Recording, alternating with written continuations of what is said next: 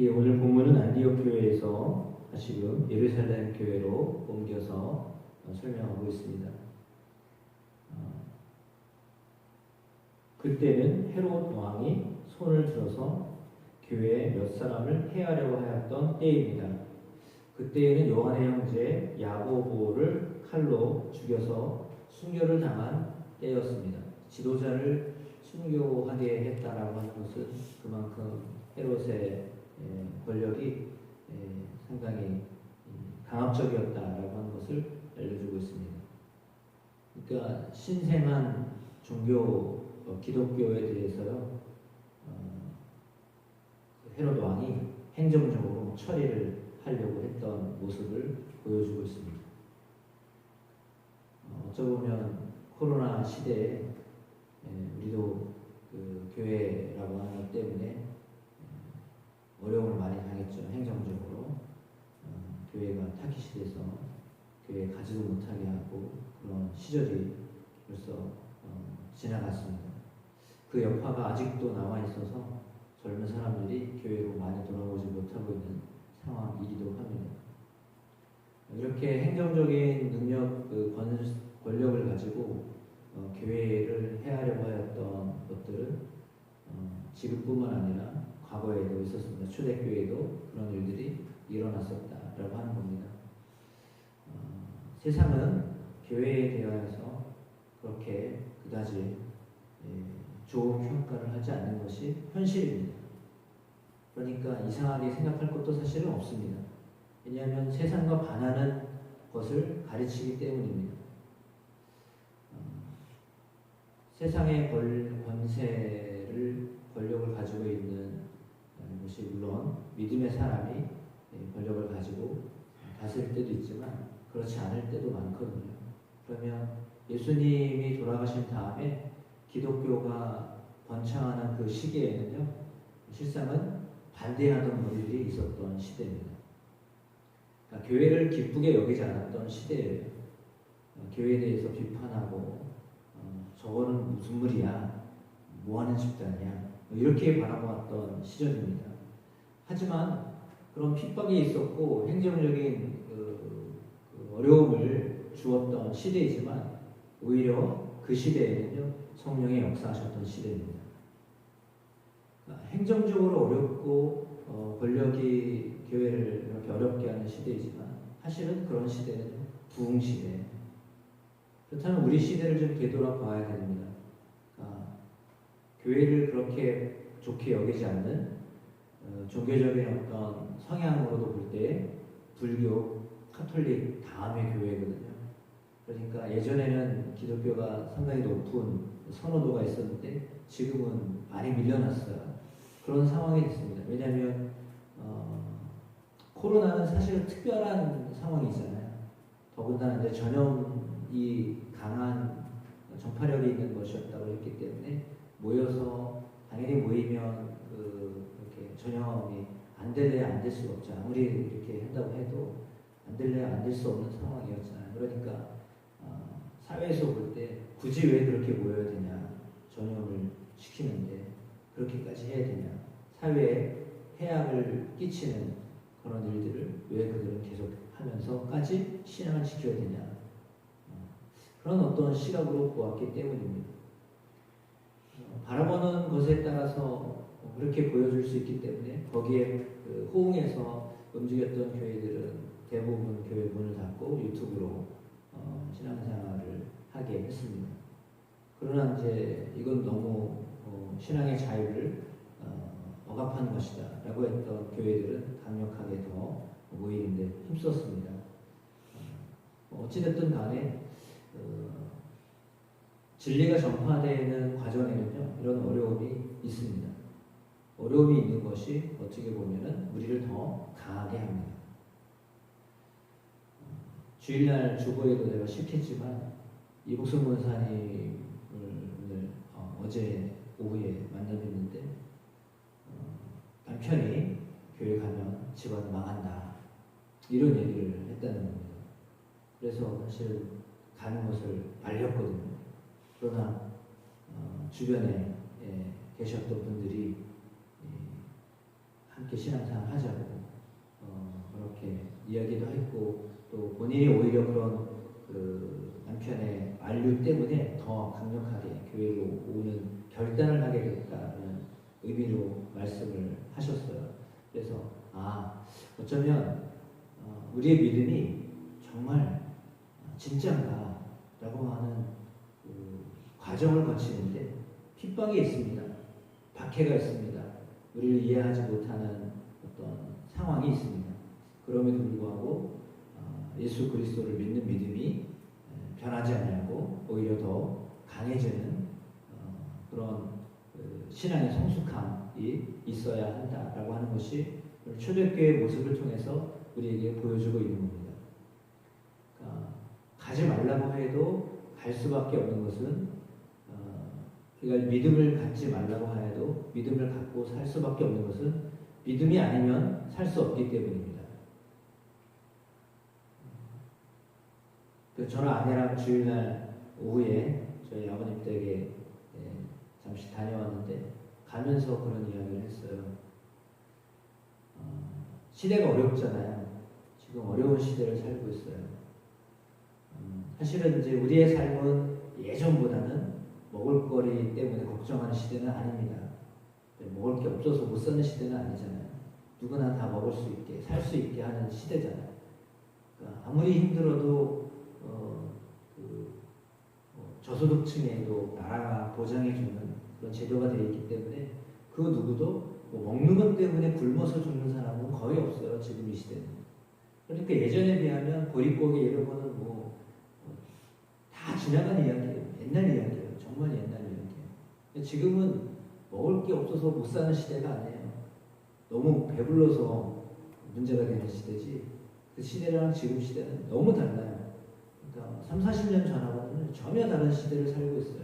그러니까 부족하지 않은 시대예요. 지금 풍성한 시대를 살고 있는 거예요. 그러다 보니까 그럼에도 불구하고 다들 어렵다고 하잖아요. 힘들다고 한단 말이에요. 사는 게 너무 힘들다, 어렵다. 어쩌면 그때보다 더 어렵다. 그런 이야기를 하잖아요. 사실은 현실적으로 따져보면 그렇게 어려운 게 아니에요. 왜냐하면 그전에는 먹는 것 때문에 고민했는데 지금 먹는 것 때문에 고민하는 시대는 아니잖아요. 그러니까 오히려 사실은 더 좋아진 건데 우리의 삶은 어렵다 계속 어렵다는 이야기를 입에서 하는 거예요.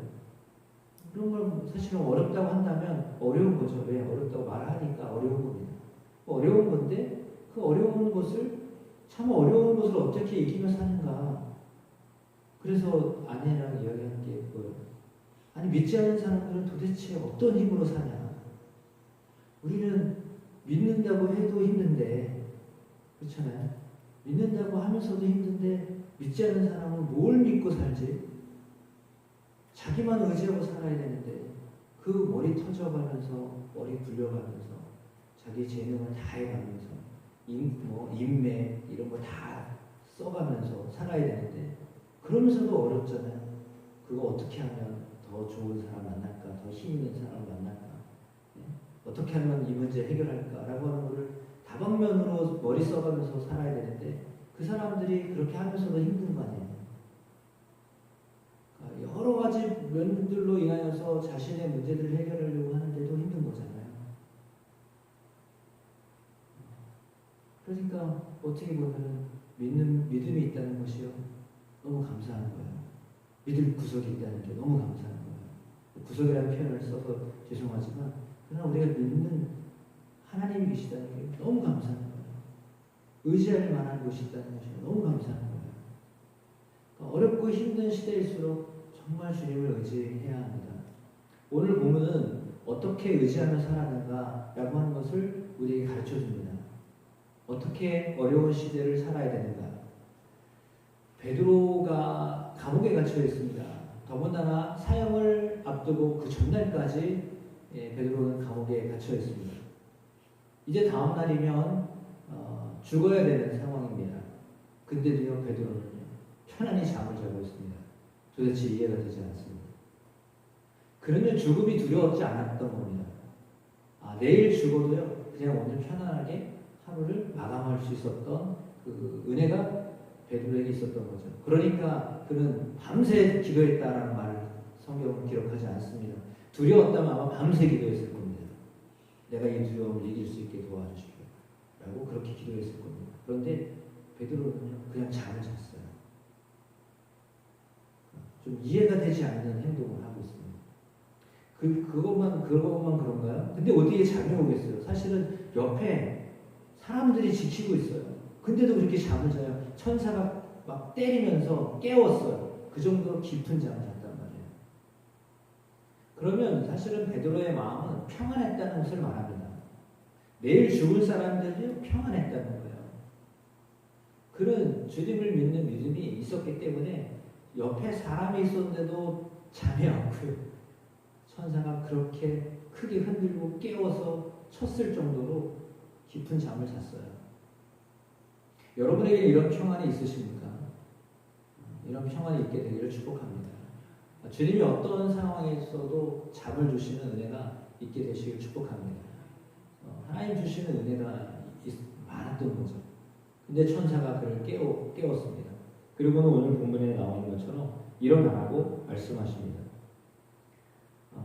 일어나라고 말씀하시는데 7절에 급히 일어나라 라고 했습니다.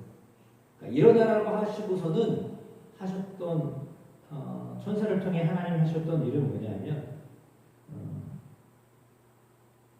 옥을 지키고 있는데 파수꾼들이 다 지키고 있는데요. 쇠사슬이 그 손에서 벗어졌습니다. 말씀이 있은 다음에 쇠사슬이 벗어졌습니다. 그리고 또 말씀하십니다. 띠를 띠고 실을 신어요.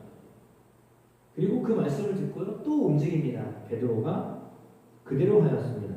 천사가 또 말합니다. 이제는 겉옷을 입고 따라와라 말씀하십니다.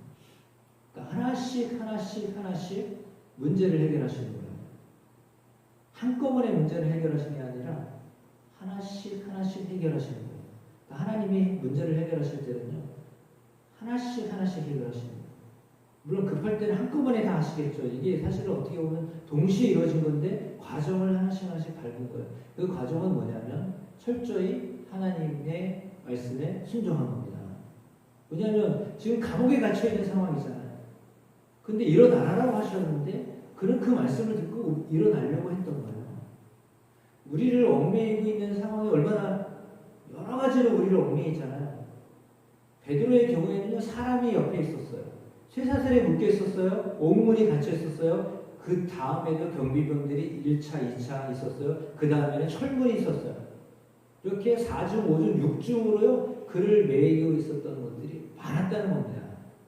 베드로를 누르고 있었던 상황이요. 한두 가지가 아니었던 거예요. 6가지, 7가지 이렇게 많은 것들이 베드로를 매이고 있었어요. 근데도요. 하나님이 그 부분을 다 풀어내신 거예요. 어떻게 하셨을 때요? 본인이 기도한 게 아니에요. 물론 기도했겠지만 밤새 기도한 게 아니란 말이에요. 자기가 기도한 게 아니라 교회에서 기도할 때, 교회에서 기도할 때 베드로에게 이와 같은 역사가 일어났어요. 중국들이 이렇게 큰 능력이 있어요. 본인은 정작 잠을 자고 있었는데 다른 사람들이 베드로를 위해서 기도했을 때요. 기적이 일어난 거예요. 그 기적은 어떤 상황에서도요. 그 기적은 효과가 있었던 거죠.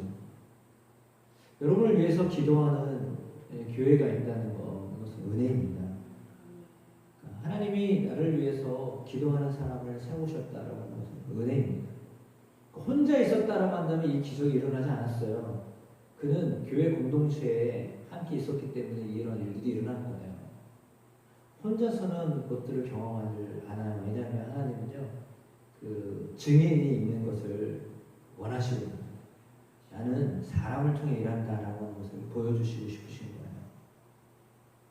교회 공동체를 통해서 하나님 일하신다. 그 교회가 하나님 앞에 기도하면 하나님 일하신다는 것을 보여주시는 거예요. 그러니까 우리는 생각할 때 이런 요소들이 있어서 어렵다라고 생각하잖아요. 제 안에도 그런 것들이 많아요. 이것 때문에 안 되고, 이것 때문에 안 되고, 이것 때문에 힘들고, 이것 때문에 어렵고 그런 많은 제약의 요건들이 현실이에요. 그게 현실인 거예요. 베드로가 있었던 곳은 감옥이잖아요. 감옥에도 그렇게 여러 가지 조건으로 베드로를 이렇게 묶었던 거잖아요.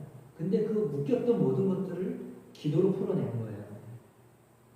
여러분 기도하면 그 모든 것이 다 풀려요. 그걸 믿는 거예요.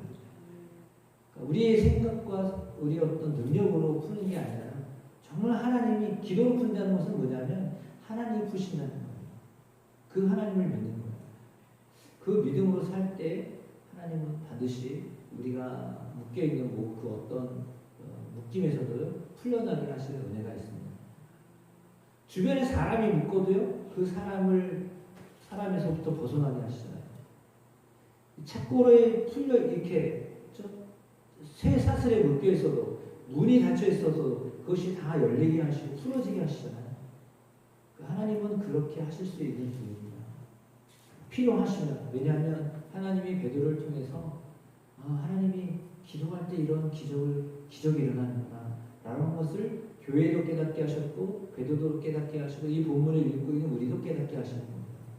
어떤 상황에 있어도 하나님이 하나님께 함께 기도하면 그 일들을 하나님이 이루신다라고 알려주시는 거예요. 우리 교회 현장이 사실 좋은 현장 아니에요. 면사무소랑 떨어져 있고요.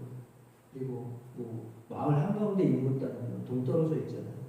어떻게 보면 여기 교회가 있다는 것 자체가 저는 기적이라고 생각해요. 근데 왜 그냥 이 교회가 있잖아요. 폐쇄되지 않고요. 70년 된 교회 건물이 새로 지었잖아요. 그것도 하나님이 정말 역사하셔서 교회 건물이 세워졌잖아요. 그건 누가 봐도 하나님이 하신 거예요. 하나님이 하시는 거예요. 하나님이 이렇게 일을 하시는 것을 보면서 하나님이 그러면 왜 교회를 세우셨는가? 하나님은 교회에서 이 교회를 통해 일하고 싶으신 거예요. 그래서 이 교회를 세우게 하신 거예요.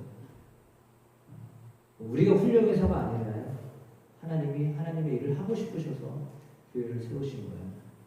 그렇다면 우리는 이 교회를 통해서 하나님 무엇을 행하고 싶으십니까? 묻고 기도하시면 됩니다. 그걸 기도하면 하나님이 우리에게 오늘 베드로에게 말씀하시고 천사를 통해서 말씀하신 것처럼 하나씩 우리가 뭘 해야 될지를 알려주실 거예요. 그때마다 순종하면서 나가면 하나님이 우리에게 하나님 하실 일을 가르쳐 주십니다.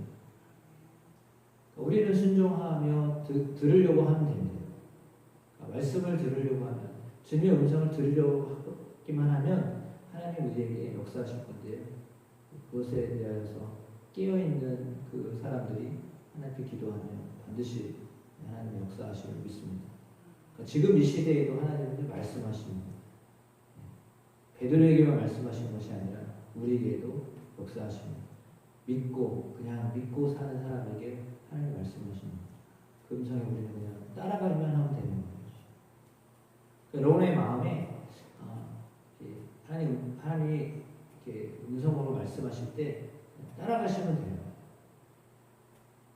어제도 사실은 제가 이복수 목사님을 신방을 갔는데 제가 뭐 다른 일을 막 하고 있는데 설교 준비하거나 뭐 다른 준비를 뭐 하고 영상 올리고 이런 준비를 막 하고 있는데 마음에 가라고 하시는 마음이 들어가지고 제가 근데 사실은 조금 늦게 갔어요. 벌써 갔더니 안 계신 거예요, 되게. 그래가지고 근데 TV가 켜져 있길래 멀리 가지는 않으셨나 보다. 그 생각이 들어가지고 주변을 살폈죠. 그랬더니 다행히도 이렇게 너무 놀라운 게 이장님이 계셨던 거예요. 이장님이 계시면 이복수 목사님 멀리 못 나가요. 왜? 아드님이 멀리 못 나가게 하거든요. 그래가지고 멈추신 거예요. 거기서. 그래가지고 그 집 근처에 그 돌이 있는데 돌에 그냥 그늘이 있고 거기 앉아 계시더라고요. 그래서 야, 하나님이 절묘하게 그 타이밍에 아드님 오게 하셔가지고 딱 붙잡으셨구나. 그 생각이 들더라고요. 그래가지고 만나서 들어가가지고 1시간 같이 얘기하기보다는 거의 제가 일방적으로 들었죠. 소통이 사실 잘 안 되잖아요. 이복수 목사님이요. 귀가 안 들으셔가지고 크게 입 모양 보고 아시는 거지 잘 못 들으세요. 그러니까 예배도 오시지만 보청기를 아끼고 오시거든요. 그러니까 하나도 못 들어요. 주일날 와가지고 한마디도 못 듣는 거예요. 근데도 예배를 드리고 가시는 거예요. 그래서 제가 대단하다는 거예요. 야, 한마디도 못 듣는데 와서 앉아있다가 가는 거예요. 거의 2시간을 와서 정말 그 나이에 내가 그렇게 할 수 있을까 할 정도로 그런 거예요. 근데 그거는 믿음을 주셨으니까 그게 되는 거죠. 믿음 없으면 그렇게 할 수 있겠어요? 뭔 재미로 와서 앉아있겠어요? 그냥 믿음으로 그냥 와서 있다가 가는 거죠. 그러니까 제가 예를 뭐 이복순 권사님 믿음이 좋다 막 이 말을 하려고 그러는 게 아니라 하나님이 이렇게 우리 안에 마음을 주시거든요. 여러분 안에 동의할 거예요. 마음을 주시는데 그 마음을 주셨을 때 그냥 순종하면 돼요. 근데 그 마음을 주셨을 때 그때 그렇게 움직이면 되거든요. 근데 내 마음으로 자꾸 생각할 때가 있잖아요. 내 생각과 하나님의 음성이 상충될 때가 있거든요. 그때도 그냥 하나님의 말씀에 음성에 귀 기울이셔야 돼요. 순종하셔야 돼요. 지금은 아닌 것 같아가 아니라 나는 생각할 때 아닌 것 같아도 주님이 하라고 하면 해야죠. 그 싸움에서 이겨야 되는 거예요. 주님이 이기셔야 돼요. 내가 주님을 이기려고 하면 안 돼요. 우리의 기도가 주님을 설득하려고 하는 기도가 되면 안 되고 우리의 기도는요 하나님이 나를 설득하는 기도의 시간이 되어야 되는 거예요. 우리의 기도는 하나님을 이기는 이스라엘처럼 야곱처럼 내가 하나님과 겨루어 이겼다라고 하는 그 소리를 들으려고 하는 게 아니라요. 하나님이 나를 이기셔야 되는 거예요. 하나님의 음성에 내가 귀를 기울여야 돼요. 근데 사실은 주님이 우리에게 요청하시는 것은 내가 죽는 거예요. 내가 죽지 않으면 하나님의 음성을 못 들어요. 내가 강하면 하나님의 음성이 안 들려요. 그러니까 내가 철저히 죽어야 음성이 들려요. 내가 살아있는 한은 하나님의 음성이 전혀 들려지지 않아요. 들려도 그냥 무시하죠. 왜? 내가 내 의지대로, 내 생각대로 살려고 하니까. 그러나 오늘 베드로는 그냥 순종하면서 갔더니 하나씩 풀려난 거예요. 자기 의도와 관계없이. 자기가 살려고 했지 않은 거죠. 살려고 했으면 기도했을 거예요, 아마도. 근데 그냥 다 내려놨잖아요. 그리고 잠을 잤던 거잖아요. 죽든지 살든지 다 주님의 뜻입니다. 이렇게 내려놓으니까 하나님이 역사하셨던 거예요. 그 마음이 우리에게도 있게 되기를 축복합니다. 그리고 주님의 음성에 하나씩 듣고 나가면 하나님 일하시는 거예요. 죽을 사람도 살리시는 거예요. 나는 죽으려고 했는데 하나님이 살리신 거잖아요. 그런 은혜들을 우리가 경험하게 하실 것으로 믿습니다.